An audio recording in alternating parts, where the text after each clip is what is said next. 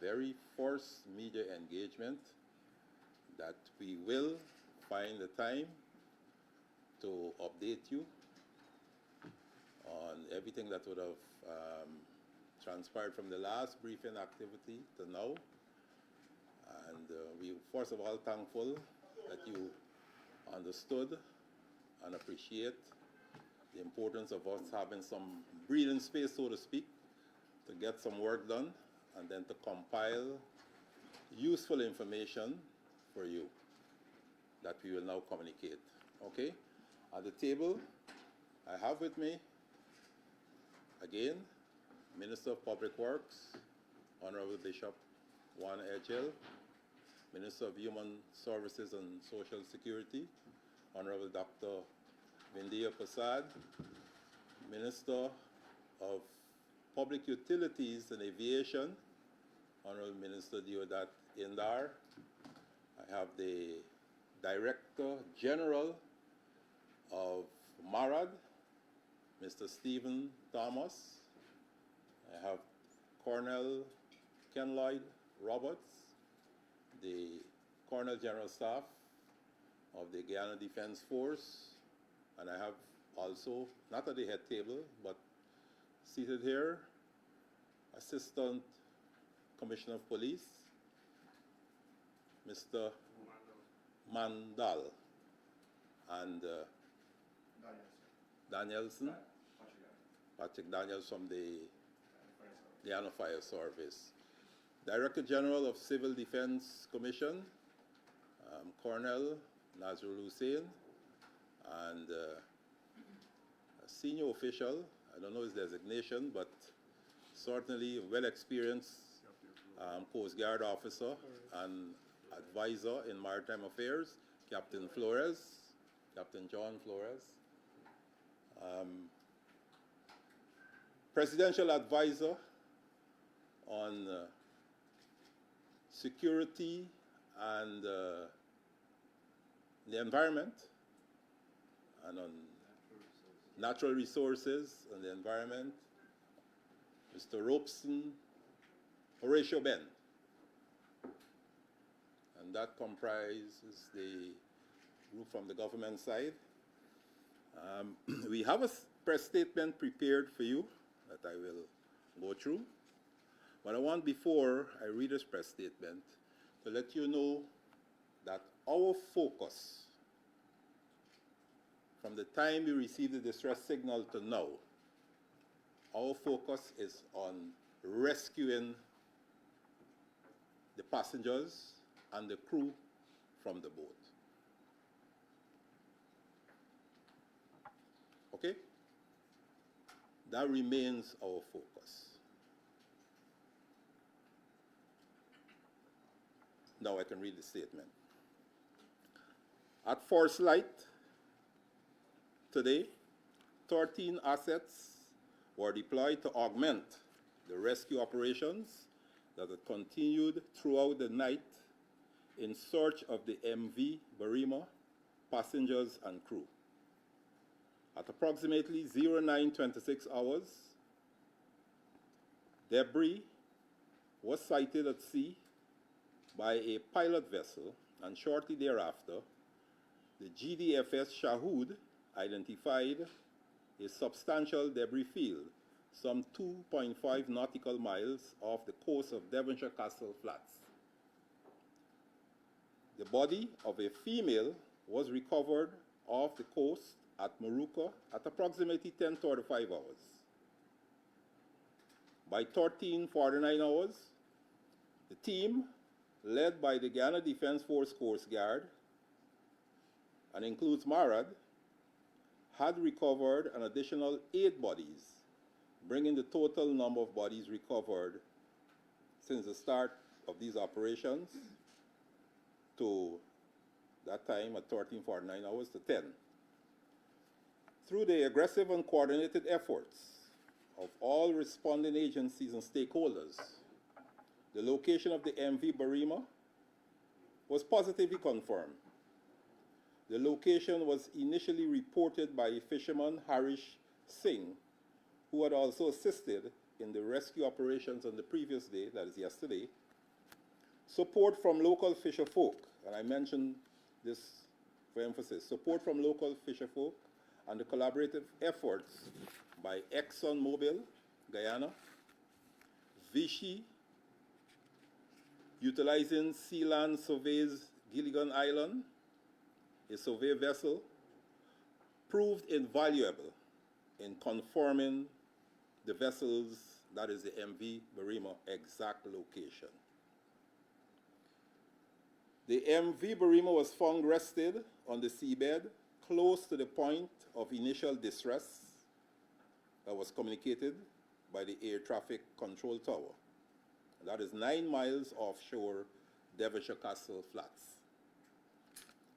The government of France, through the French Armed Forces, has provided additional critical support with the deployment of 15 divers who have since joined the local dive teams at the confirmed vessel site. Additional search and dive capabilities were offered, and it's on its way to Guyana from the government of Trinidad and Tobago. At this stage of the operations, the number of rescued persons, including passengers and crew, the number is now 69. 69 rescued persons. And a total of 27 bodies have been recovered as at now. The latest report suggests an additional 83 persons are still to be found. They are deemed missing and still to be found. Again, this is a search and rescue operation. It remains a search and rescue operation. Notwithstanding the fact that we're recovering bodies, we still have hope that people are out there who are alive, and therefore we continue our search and rescue activities. The Ministry of Health and the Guyana Police Force have established joint protocols for the processing, transport, and storage of the deceased. As was previously indicated, family members will subsequently be invited to undertake identification procedures at the Saudi hospital.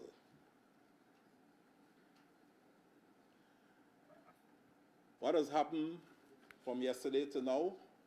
Our President, His Excellency, has returned, as indicated in yesterday's briefing, last evening, sometime around 23:55 hours. He was briefed by yours truly, and the Chief of Defense Staff, Colonel Roberts, was at that briefing, and the Commissioner of Police. And coming out of that briefing at the airport on the arrival of His Excellency decided to travel to communities in Region 1 where the majority of the people on the ferry hail from. And he departed Georgetown at approximately 700 hours this morning, and he was at Port Kaituma.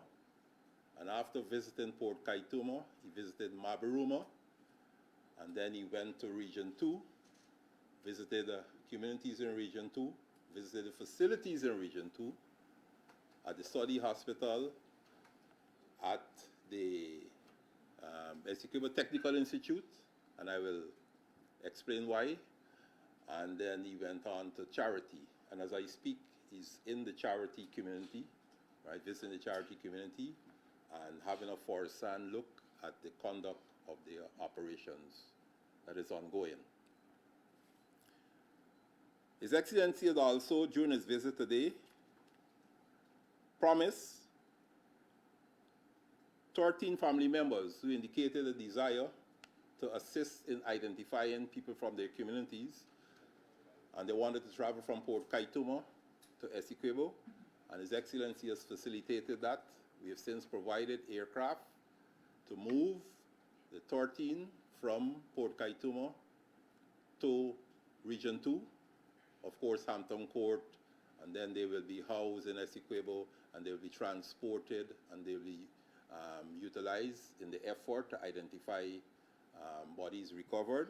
Likewise, when he reached at Barima, there was a similar request, and he's decided to also honor that request, and 22 persons from Barima is being moved as I speak from Barima to Hampton Court for the similar reasons. The Maritime Rescue Command Center will remain operational, and rescue operations and efforts will continue overnight. Our thoughts and prayers remain with the affected families and the Guyanese public at this time. Ladies and gentlemen, I want to make a point that our focus again is on finding people, find them alive. Unfortunately, we did find some people who would pass on during this unfortunate incident.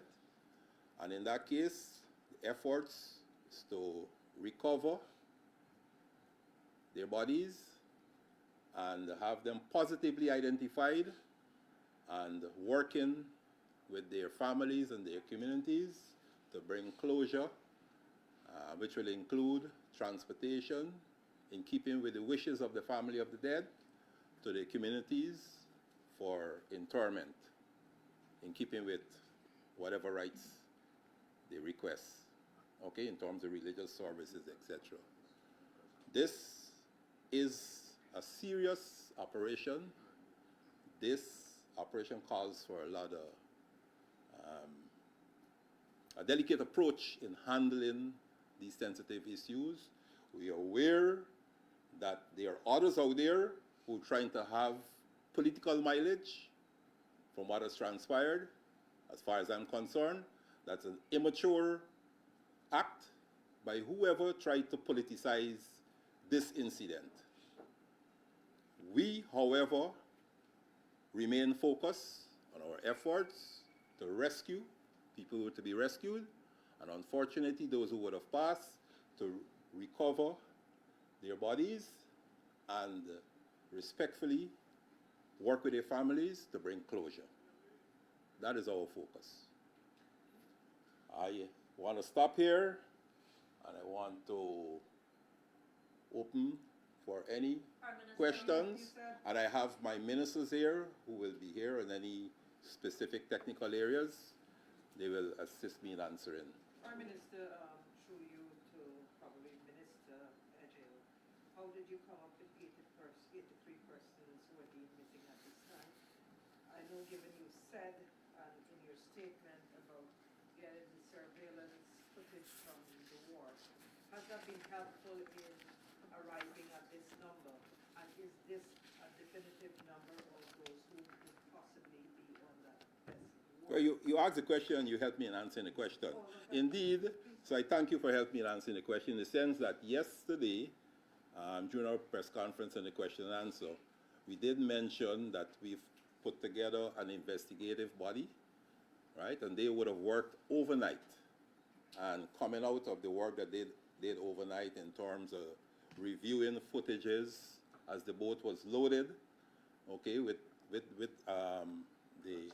passengers and cargo, we arrive at a figure of 179, right? That include a crew of 18, okay? 179 include a crew of 18. We have since rescued 69. We have recovered 27 bodies, and the remainder is 83. That is deemed as missing. Prime Minister, there are a number of Venezuelan families and charity that have been, and Barima that have been sharing photos of possibly missing relatives. Have the Venezuelan embassy been in contact? Have you been in contact with them? And sir, I'll just leave it at that. Okay. I have not been in contact with the Venezuelan embassy, but I'm aware of Guyanese, including Venezuelans who were living in Guyana, right, have been come forward. We had a few of them even at Umanayana. I myself spoke to a family that could have hardly speak any English, but what was helpful, they had a friend there and my limited knowledge of Spanish, and they, in fact, fortunately for that family, they would have identified one of the rescued persons as their family member. The same activities ongoing at the centers that we established at Barima, at Kumaka. We have a center established there, and it's manned by not only regional officials, but officials from the Ministry of Human Services and Social Security. And we have a similar center at Port Kaituma. Right, and they're doing exactly what you request there. They have people who can speak Spanish, and they're working to identify. In addition to that, we did mention a hotline. The hotline was established, and it is working. The number that I had was 6 or 7 calls were made, and many of those calls were helpful in helping us to identify people. You spoke that the Health Ministry and the Guyana Defense Grand Police Force were in the process of looking at transporting, storage, or processing the transportation and storage of the deceased. Yes. How is that going to be done? Because my information suggests that there were 2 refrigerated containers heading that way. And if you are going to do that, is there a possibility of every time a body is picked up, a photograph is taken and shared with the center, so that relatives who are going to the center would have an easier time if they can get to charity to see that, to see and look at that folio of those who have been picked up from this. And vice versa, I'm talking about that. How are you going to be able to prevent bodies that would probably float and not float away? Because you just spoke about a body being close to the Maruka mouth. That's quite a distance. Yes, let me answer the second part first. The search was expanded, right? Yes, a body was found. The Guyana Coast Guard, right? MARAD. We have fishermen, right? We have private sector assets, right? All are involved in the search. We've expanded the area from originally 400 kilometer square to an area of 1,070 kilometer square, right? And with the dispersal of the bodies and with every day going by, we expect, based on movement, wave movement, etc., to continue expanding our search. That has worked well, and that has led to the discovery and recovery of the bodies that you mentioned there. In addition to that, as part of the plan to recover, identify, do the processing, which will include postmortem by inspection, and then movement and working with the families towards the interment of the body, we've decided that we will take photographs of each body, and those photographs will be mounted at the different centers, right? Here at Umanayana, Port Kaituma, at Mabaruma, and also at Saudi Hospital, which is the main processing facility, right? So families will be allowed to go to those locations and see the photographs. So that, what that means is that whenever family comes, we don't have to open a body bag or go into the fridge or wherever it is stored, because they have the photographs there, okay, for easy identification. So far, that has worked. That has been working. We have already reported cases, which is posted on social media, of family members who went to the facility and were able to identify bodies. And I want to commend all the family members and all the people out there for working with us during this difficult time, because all of us will want to bring closure right, and assist the families in having closure The last as two bodies are would be, recovered. Possibility for DNA for bodies that might be unrecognizable. And my second question has to do with the people handling the bodies. It is clear that the PPE are not present. Police people are seen handling bodies without gloves, and then there was a complaint to the media about the type of masks they were given to use. Would you comment on that? We have since acquired and distribute PPEs as gloves and masks, and we are impressing upon our people out there to utilize those PPEs as they handle the bodies. Okay? DNA. I know there's the enthusiasm and a rush to help recover bodies, but yes, protection of those who are out there doing the work is important, and we've not only issued, as I mentioned, but is impressing upon them to utilize what is issued to get the job done. Possibility of DNA? That's number one. Possibility of DNA, yes, we have that as part of our plans. So far, we have not had to use it, but definitely that was discussed and plans are in place. We have deployed, I must tell you, Dr. Anthony, our Minister of Health, is deployed to Region 2 with Dr. The Chief Medical Officer is also deployed to Region 2, along with some senior medical personnel who are better trained and equipped to handle everything associated with the recovery and disposal of the bodies in keeping with the plan that we outlined there. We want to move on and take some more questions now. Hold on. We have 1, 2, 3, 4, 5, 6. And we start in this order. You go first. Now that the vessel has been found, how long will it take to get divers there who can enter the ship to search for bodies?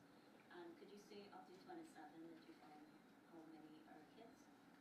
Well, divers, as I speak, the divers are preparing to go there now. When I say go there, they are already at the location, right? And they are preparing to dive. It's for them to decide, right, if they'll go down tonight or if they'll go down in the morning at first light, right? There's a special skill, and we want to respect their decision. But we have the divers in location. And you would have seen that we had a footage where, utilizing the technology afforded us by Vichy and Exxon, we've able to take a photograph of the vessel, and that photograph is now being enhanced, right? And as we get a better image, we'll circulate it to you. Next question. You know, in terms of the bodies, of the 27, we have 4 children, and we have 6 male and 4 female. Yeah. We still to identify the other 14. Yes? Yes, go ahead. Yes. Just to follow up, how many of the bodies you have officially identified, and are you able to distinguish passengers from crew of the 27 bodies? We're still working on that. We're still working on that. On distinguishing passenger from crew. And as I mentioned, the bodies are being photographed. Okay? They're stored, and we're going through the whole identification process. By our next briefing, we'll be able to let you know a number as to how many has been identified and the families informed. There are bodies that were identified, and already families are informed, but I will give you that figure the next briefing. Yes, I want to move to the next question. Yes. We follow in order here. Yes, go ahead. Can you say if the boat was still on its channel, on its course, when the distress call came through? Based on the briefing I have from Mr. Thomas, and he can back me up here, the boat was on the course that was charted for his journey from Georgetown to Port Kaituma. Yes. Mr. Prime Minister, good evening. Sir, could you say in a situation such as this, how many days, according to established protocol, would you be decide, well, we're into full recovery mode rather than search? And secondly, will the government be assisting with any funeral expenses in light of this tragedy? And thirdly, what do you say to critics that perhaps Minister Edgell or even the minister who's directly responsible for maritime affairs should give it office in light of all that has transpired? Right. In terms of the... There's three. You give me there. You give me three ready. Yes, but what specific laws are there that will pave the way for the captain and the crew who were tested positive with substances for them to be actually charged according to those laws? Well, as I said yesterday, an investigation will be conducted. And the report and the recommendations from that investigation will determine what actions, as it pertains to disciplinary action, that will be taken.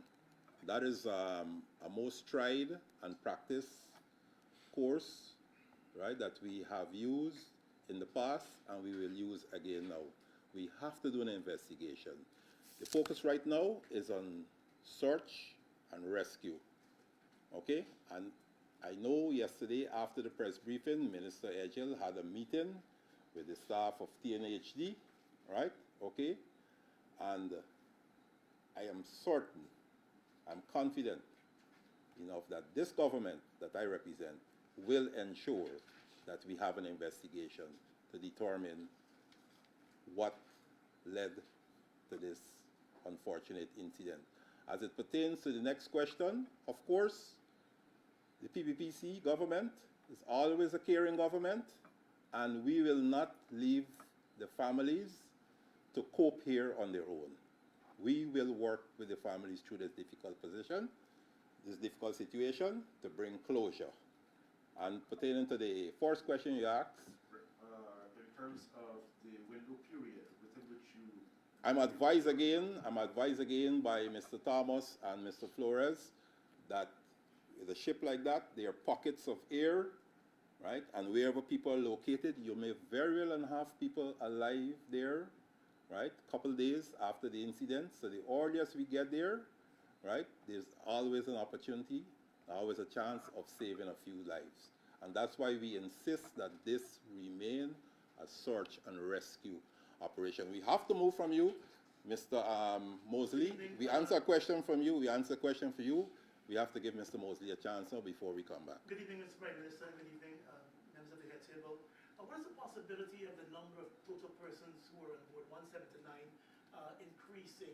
I know you said based on investigations and footage and all of that. Is there a possibility of that 179 being even higher?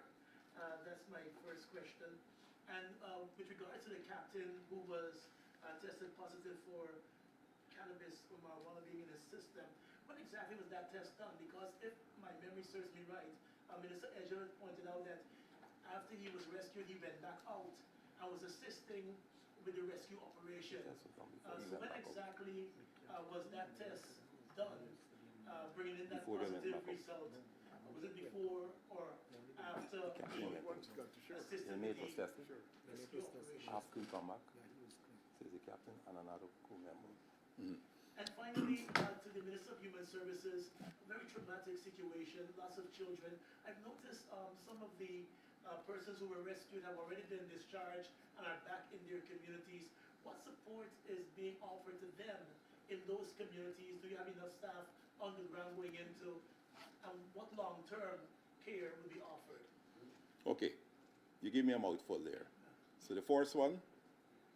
The possibility of the number going higher? I think we have narrowed the possibility of the number going up higher because the work done by the team that was put together, including an expert, a maritime expert, and senior staff from the Guyana Police Force, Guyana Defense Force, they really did a lot of work overnight. They collected a lot of information. They poured over that information, including the footage from the CCTV as the boat was loaded, and that has caused us to come up with a figure of 179. So I'm confident that, I'm not going to put my head on the block, but I'm confident that we have been, through their work, narrowed the figure down to 179. Okay, so there's not likelihood of it being larger than that. because of the work that they did last evening. The next one, The captain, when he was tested, the captain was tested. The captain didn't go back out. The captain was rescued. He and the crew was tested yesterday morning as they were rescued and moved from the incident area to the to Charity, and then they were tested right at the medical facility at Charity. The mate went back out. He was tested. Well, if he said the captain, well, we have information now, and let us take this opportunity to update the information. The captain was not back out. The captain, we spoke to the captain while he was out with the Coast Guard. Once they brought him in to shore, he was tested with the other 2 crew members. The mate did not go to Charity. He came to Georgetown with the Marad pilot, and he was tested in Georgetown. Right, so during the processing, the Coast Guard took custody of the captain, like with everybody else, and as they bring them in, and everything else, and they then did a brought him test. in. Good. yeah. And the other question, I think, was The- for Minister Prasad. Yes, I will ask Minister Regards to Prasad. the number of the support being offered. Good. Okay, Could you so, hold the mic so that she can? Sure.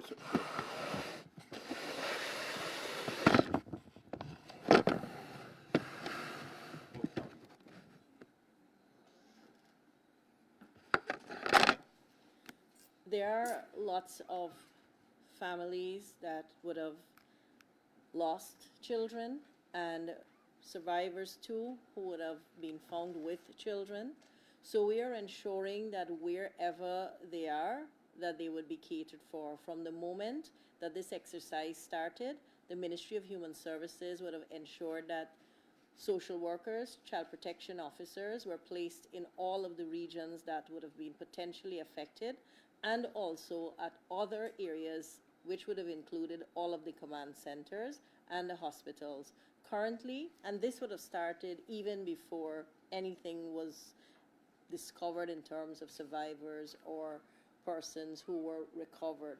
Now, what we are doing would have been enlarging those numbers of social workers and specifically adding to those teams, including persons who have been trained in grief and trauma-focused counseling, psychologists. We have also asked for the help of the Guyana Association of Professional Social Workers. So we have teams in Region 1. Those teams went in with Minister Sarah Brown, and we will be keeping those teams on the ground in Region 1 for as long as they are required. That will be complemented by staff we already have in Region 1.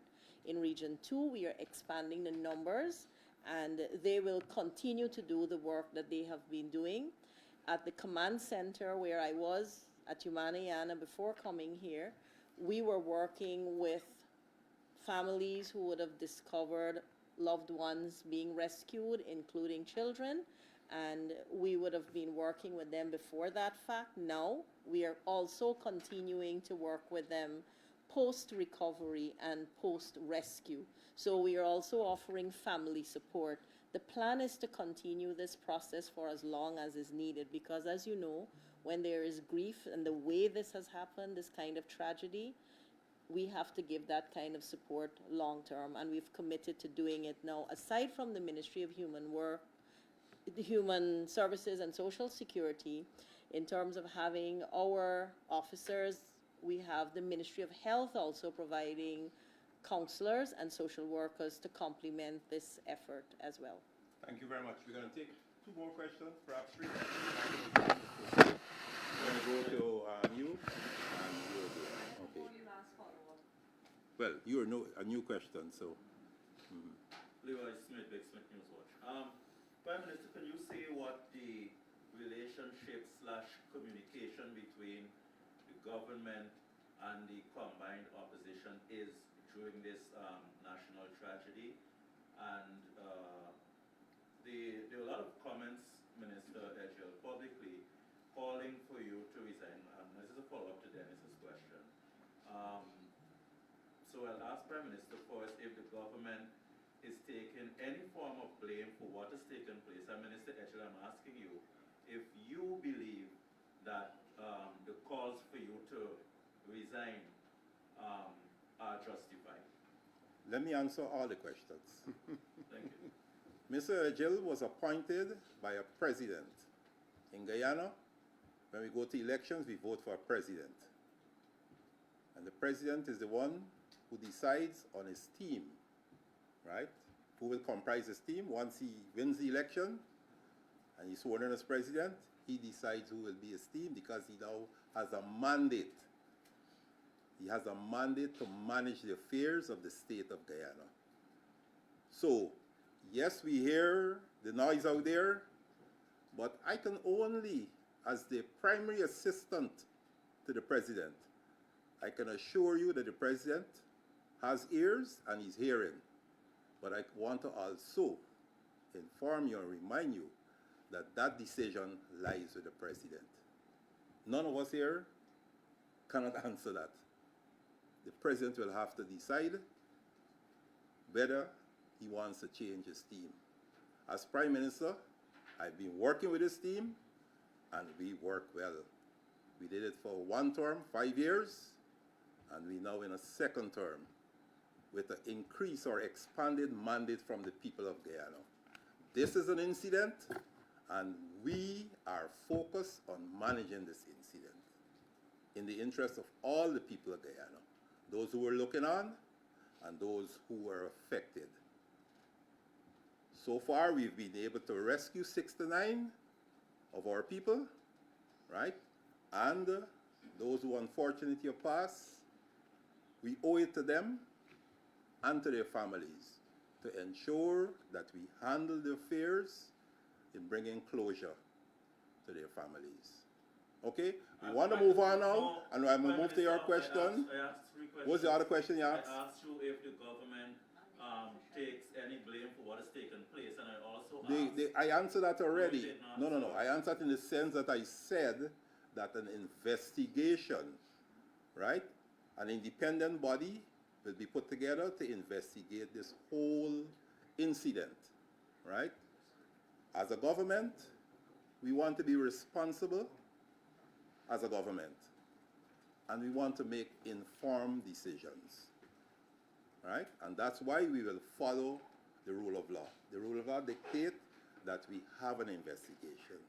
We put together an independent body and give them an opportunity to do their work, to pour over all the details, interview people, arrive at a report with the recommendations. So when the time comes, the government will accept that report and take action as they see fit in keeping with the recommendation. We have to move on.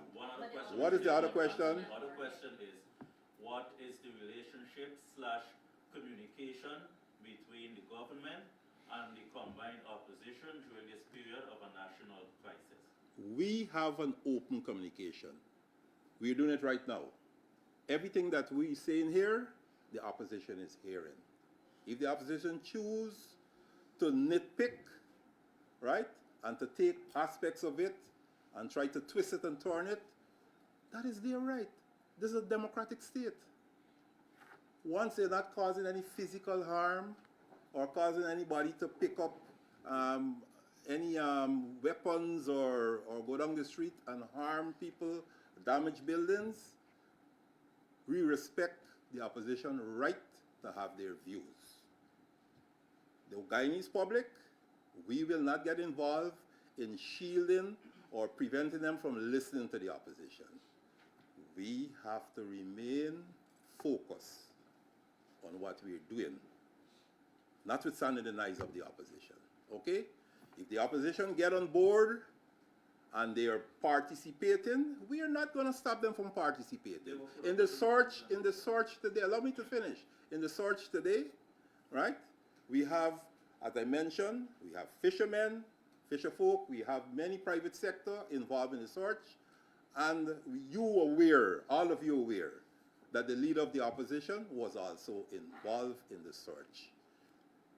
And once the protocols are followed, right, you search, you found bodies, and it's hand over to the Coast Guard, we issue an advisory, right? Once they operate and keep in the protocols, I, as leader of this whole incident operation, right, I really don't have a problem with that.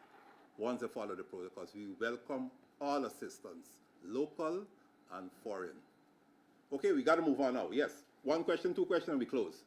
So the state will likely have legal liability to the family of the deceased. Could you say how the state plans to address this? And can you also say what charges are likely to be brought against the captain? And just one more question for Minister Edgell. No, the question is for me. Okay, sure. Why in the 6 years that he has been minister, was he not able to decommission this 87-year-old vessel and perhaps facilitate a more modern way of flying the Northwest? The first question is easy to answer. As I mentioned before, we will have an investigation. We are obligated, according to the laws of Guyana, to have an investigation of this incident. Having done that investigation, right, whatever actions, including disciplinary actions, will be guided by the investigation report and the recommendations therein. Secondly, as it pertains to the vessel, The charges against the captain? What charges are well, the against investigation will guide us. The investigation will guide us. As it pertains to the vessel, yes, the vessel is, how much years? 87 years old? 87 years. Yes, but then we have a history of maintaining the vessel in a seaworthy state. At the time when the vessel started the journey, it was seaworthy. Right? Having been maintained in keeping with the maintenance schedule, the last maintenance of the vessel was in 2024. Right? The vessel went through maintenance, and the report is available if you want to see what was done, including new engines for the vessel. So the vessel embarked on the journey in a state that is deemed seaworthy. Next question. The two additional survivors, can you give some details as to how they were found? You had said 6 to 7 and then 6 Yes, to 9. there were 6 to 7. Yes, there were 6 to 7, and today is 6 to 9. There's a reason, because we had a case where the force mate The mate was not captured in that. The came mate, to tongue and he wasn't captured in the figure. So when we went back over the last end of the figure, it had to be upgraded to 6 to 9. Okay? From 6 to 7 to 6 to 9. The mate and another crew. Right? The mate and another crew. So we move from 6 to 7 to 6 to 9. And I have to finish now because we have an ongoing operation. We have an ongoing operation. Huh? Issues before the next ferry leaves. What's that? So how are we going to be dealing with all of these ticketed issues and ensuring people are captured adequately and record is there before the next ferry the system leaves? overall. You would agree that coming out of the investigative work done overnight, right? Those are some of the recommendations, and I can assure you that moving forward with all the ferries, right, we will revamp the system and ensure that we stick to the regulations in terms of. SOPs for loading There of are SOPs for loading, there are SOPs for ticketing, which including checking physically people as they board the vessels. We will ensure that all those SOPs are gone over, again with the crew members, and enforced. And Thank you very much. Thank you very much. Do you plan to make it public so that when members of the public go to that ferry, they will know if these operators are doing something they're not supposed to do in relation to booking them and boarding them? Certainly, in the sense that we know that when we make certain informations public, it's not only making the public aware, but is a source of empowerment of the public to be on the side of ensuring that people follow regulations. So yes, we will go over that and have the necessary PSAs, public service announcement, drafted and properly communicated. Thank you very much. You've been very good. You've been very good. How many crew members rescued in total, sir? 5 crew member now? Four. Yes. Four crew members. That's the last count, and we stick to that. Chance of getting that 83 number? We run the risk of continuing the press conference standing.